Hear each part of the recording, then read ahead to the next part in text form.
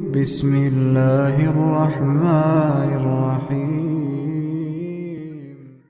سیدنا فضالہ بن عبید رضی اللہ تعالی عنہ بیان کرتے ہیں کہ ایک مرتبہ رسول اللہ صلی اللہ علیہ وسلم تشریف فرما تھے کہ ایک آدمی مسجد میں داخل ہوا۔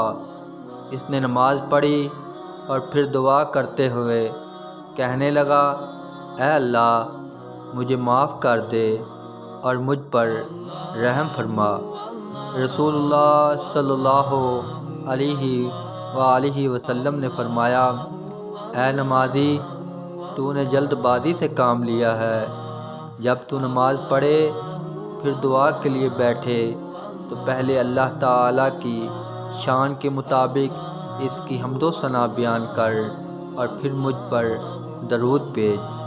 سیدنا فضالہ رضی اللہ تعالیٰ عنہ بیان کرتے ہیں کہ اس کے بعد ایک دوسرے آدمی نے آ کر نماز پڑھی، پھر اس نے دعا سے قبل اللہ کی حمد و ثنا بیان کی اور نبی کریم صلی اللہ علیہ وسلم پر درود بھیجا تو رسول اللہ صلی اللہ علیہ وسلم نے فرمایا، اے نمازی، دعا کر قبول کی جائے گی۔